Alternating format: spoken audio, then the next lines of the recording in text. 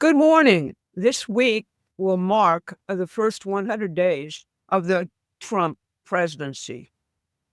Like the American giants and great presidents, George Washington, Abraham Lincoln, William McKinley, Franklin Roosevelt, and John F. Kennedy, he has earned the violent hatred of a corrupted elite financier class, their mouthpieces in the media, and those citizens who cling to the recent past because it's comfortable for them. So far, he has outflanked them because he refuses to play by their predictable rules. He is Promethean, and as such, he is at war with Zeus, the mythical Greek god who hated humans.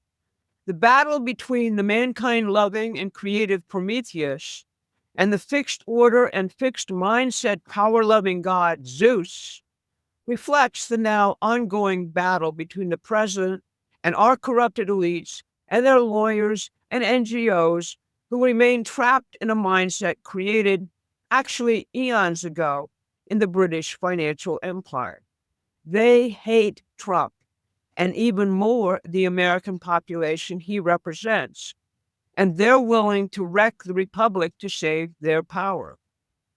Now, Trump has signed 137 executive orders since assuming the presidency, concretizing the future he is building. You can find them all on the White House website, and it's well worth your time to study them for purposes of learning where the nation is going and also for dissolving the phony arguments of some of your emotional friends who still suffer from Trump's derangement syndrome. Right now, the enemies of this republic and the soldiers of the modern British financial empire are trying to spin the uncertainty and turbulence which comes from any great change and any great leader into a psychological trauma experienced by those they have targeted and profiled as weak, labile, and vulnerable to their siren songs. They are conducting what NATO calls cognitive warfare on the American population, with the midterm elections as one goal, assassination of Donald J. Trump being the other desperate measure if they can't get it up for the midterms.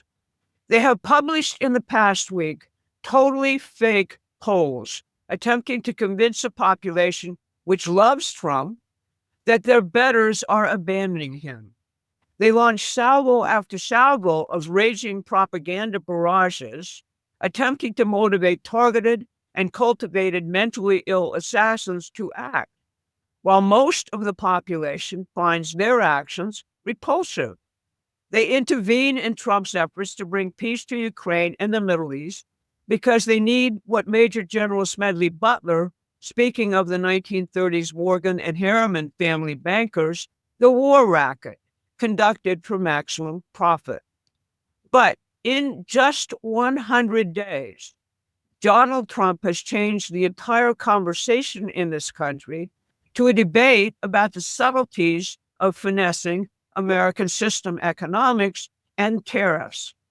You don't hear anyone really defending the dying system and an economy which was eating its inhabitants alive. Rather, they seek to ascribe that economic failure, which pre-existed Trump, to Trump's tariffs. They now say that Trump is simply not doing the tariffs the right way. Only deadheads like Ken Griffin and other hedge fund owners say manufacturing shouldn't be brought back, that it can't be, that we shouldn't be self-sufficient in manufacturing the essentials for national security and human life, that we shouldn't be once again on the frontier of scientific discovery and space exploration, that we shouldn't have a thriving and prospering working and middle-class population. They just argue that Trump is doing it in a way which isn't classy, that it's somehow boorish. He is not following some hidden script of conduct called pleasing ways to conduct a brutal, unnecessary economic revolution.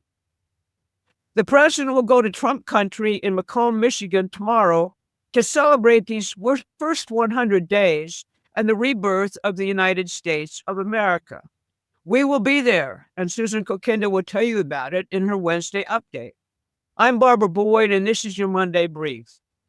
So we're going to take the battlefronts in the war this week one by one. First, concerning war and peace.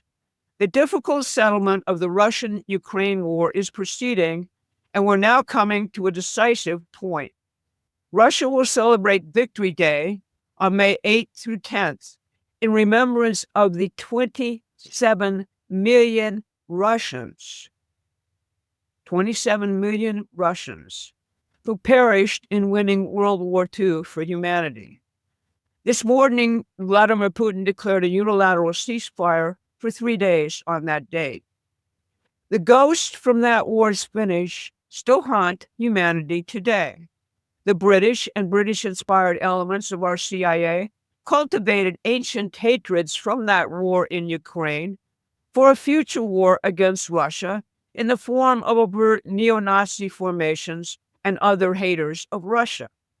After the 2014 coup in Ukraine, which installed hostile proxies of the British financial empire as that country's ruler, including the Biden family as some kind of new post-war viceroys, a systematic ethnic cleansing was commenced against Russian-speaking and Russian-inspired citizens who lived in the Donbass, Crimea, and other historically Russian locations. The Russian Orthodox Church and Russian language were targeted for extinction. As thousands died in the resulting civil war, Germany, France, and Ukraine and Russia reached an accommodation called the Minsk Agreements. But instead of bringing peace, German Chancellor Angela Merkel admitted that the Minsk Agreements were only meant to provide time for Ukraine to fully arm for a full-scale proxy war with Russia conducted on behalf of NATO. That strategic deception is the mistrust on the Russian side, which Trump must overcome. Sergei Lavrov, Russia's foreign minister, made that clear in his appearance on Face the Nation Sunday. Given this history, how do we ensure that the peace is permanent? That's the question Russia is rightfully asking. Trump also has to overcome the strident opposition of the British, French, and other NATO-crazed elements who have participated in the recent carnage with bloodthirsty glee, along with the senators and congressmen here who are fervently in favor of overthrowing Putin, even if it leads to nuclear war. Come peace, each of these warmongers are on the chopping block by their own populations who fervently oppose this war and will expose and depose the corrupt politicians who led us into this human slaughterhouse. Similar ancient hatreds, starting with the old Sykes-Picot division of the area after the British instigated World War I, plague ongoing peace negotiations in the Middle East. Once you start religious wars, you see, history teaches us they are very, very difficult to stop. Yet the president proceeds and is making progress. Now, a new and dangerous fire has been lit between two nuclear-armed nations, India and Pakistan, over Kashmir, a similar ancient war set into motion by the British Empire. We are watching these developments very closely. Congress will be back in town this week, and that's another front. They're charged by the president directly with turning DOJ's findings into budget cuts and funding Trump's border measures, frontier science and research and development, and rebuilding the defense and other industrial bases. These measures, redirecting the income from Trump's protectionist tariff and other policies into massive energy production, infrastructure, and the skilled labor platform necessary for a modern full-set economy, will define whether or not the Trump presidency can continue its revolution after the 2026 midterms. We're focused on it. We've got to make sure that the president's agenda is legislated. After the budget is passed, Trump has said we need to proceed to put every single one of those initial executive orders into permanent laws. Doing so will destroy the rationale for the judicial insurrection we now have taking place since it all depends on Congress not having legislated Trump's immigration and other policies. Obviously, other measures like the House's ban on national injunctions against the president's policies need to be passed in the Senate now and sent to Trump's desk for signature.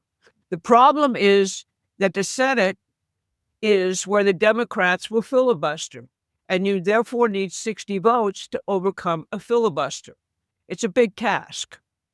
Finally, I'd like to situate this president's first 100 days historically. A revolutionary first 100 days it has been. The historian Arthur Schlesinger wrote a book called The Coming of the New Deal, in which he detailed Roosevelt's fight with Wall Street and the Washington bureaucracy to get us out of the Great Depression. The last chapter of that book is called Control of Government, and it was cited by President John F. Kennedy as a major influence on his short-lived but also revolutionary presidency. Schlesinger points out that Roosevelt chose his cabinet on the basis of strength and creativity and their outsider status when it came to the norms of government and business administration by experts. He threw out the bureaucracy's charts of offices and functions. He wanted conflict, and he wanted all the implementation decisions not to be solved at lower levels, but to flow to him. He, like Washington, like Lincoln, like McKinley, and now Donald Trump, was viewed as a very poor administrator by a bureaucracy which, in Schlesinger's words, hated and feared, and I quote, improvisation, freewheeling, or unpredictability. Roosevelt listened to official sources, but he also hungrily consumed newspapers and went out of his way to consult ordinary citizens on the deepest problems of the state. So did Washington, Lincoln, McKinley, etc.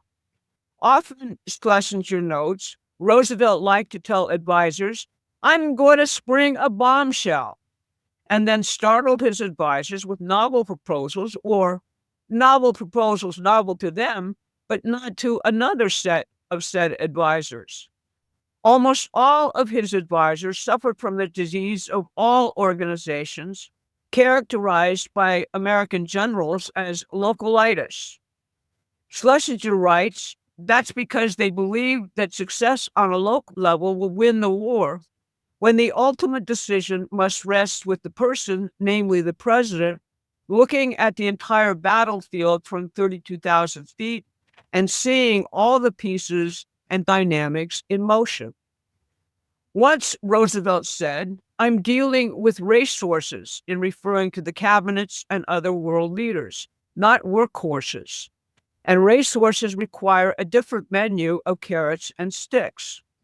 That reminds me of Trump's constant references to Putin, Xi, and others as competent and intelligent people working for the national interest of their nations, not the cartoon figures painted by armchair propagandists. Now, Mike Steger will be on tonight to discuss in depth this picture and things he might add to it, particularly the quest for a new stable world monetary system, advancing what we once had as Bretton Woods, which will be ultimately necessary to the rebuild of not just the U.S., but other economies. That will be the strategic overview, which Promethean Action hosts every Monday with Mike and Keisha Rogers.